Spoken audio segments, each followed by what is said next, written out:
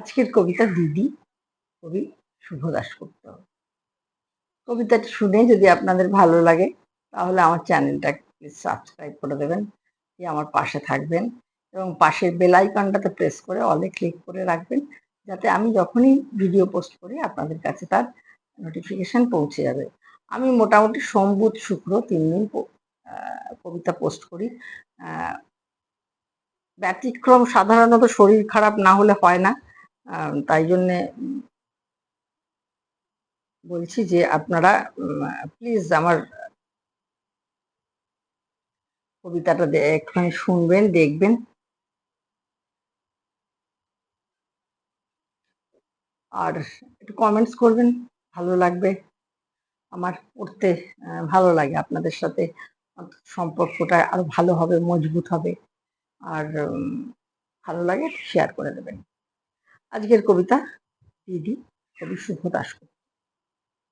তো নতুন ফ্ল্যাট থেকে ঘুরে এসে মাকে বললাম সব খুঁটিয়ে খুঁটিয়ে, তোর ঝকঝকে মোজাইক মেঝে, মালসান লাগানো দেয়াল, আধুনিক ডাইনিং টেবিল, জানলায় দরজায় ঝোলানো দামি পর্দা, এমনকি তোর ব্যালকনিতে রাখা বাহারি পাতার টব, সবকিছুই বললাম মাকে।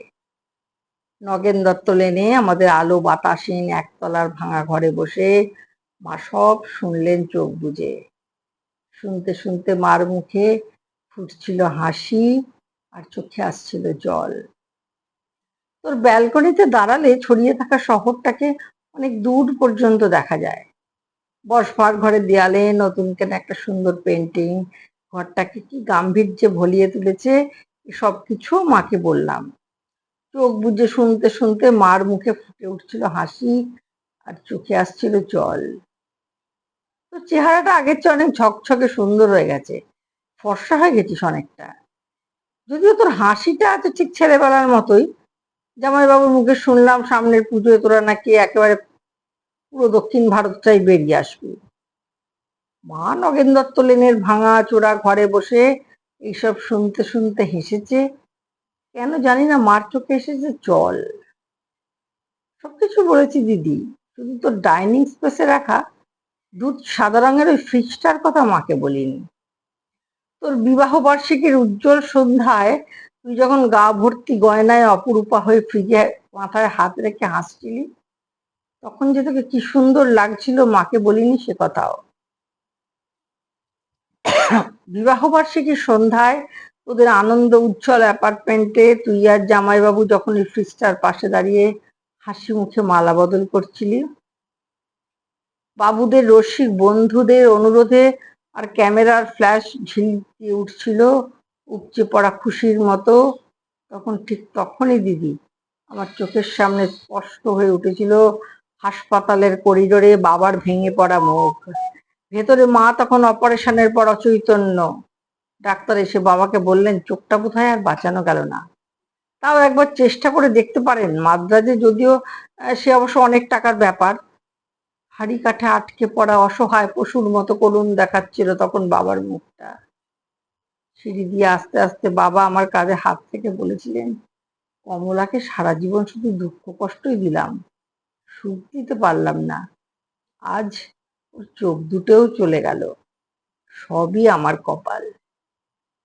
দিদি অনেক দর দুরস্ত চাপাচাপির পর তোর বিয়েটা যখন আরো কয়েক ভরি সোনা আর একটা ফ্রিজের দাবির জন্য আটকে পড়েছিল অনিশ্চয়তার ঘেরাটোপে, বাবা তখন কাউকে না জানিয়ে চড়া সুদে ধার করেছিলেন অনেক টাকা।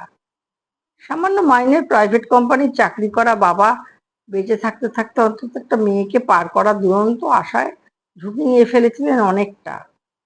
চোখের জল আর রজনীগন্ধা সৌরভকে পিছনে ফেলে তুই চলে গেলি। পড়ে রইলাম আমরা, মা আর আমি। আর পড়ে রইল নগেন দত্ত লেনের অন্ধকার ঘরে বাড়তে থাকা সুদের বোঝার চাপে তলিয়ে যাওয়া একটা সৎ মানুষ, তোর বাবা, আমার বাবা। দিদি তোর গা ভর্তি গয়না আর ওই দুধসাদা ফ্রিজটার কথা মাকে কিছুই বলা হয়নি কিছুতেই। দৃষ্টিশক্তি খুইয়ে বসা মাকে বাবা বলেননি কিছুই, শুধু অসহায়ের মতো খুঁজতেন মার মুখে একটু হাসি, বড় মেয়ের ভালো ঘরে বিয়ে হওয়ার একটু তৃপ্তি। সে হাসি খুঁজতে খুঁজতে ক্লান্ত বাবা চলে গেছেন। এখন নগেন দত্ত লেনের ভাঙা ঘরে বসে মা আর আমি আনন্দেই আছি। একটাই আনন্দ বোধহয় সবচেয়ে বড়, এ বাড়িতে আর কোনোদিন সানাই বাজবে না, সাহানায় সানাই, রজনীগন্ধা, বেনারসি হইচই সব অপ্রাসঙ্গিক হয়ে থেকে যাবে চিরকাল।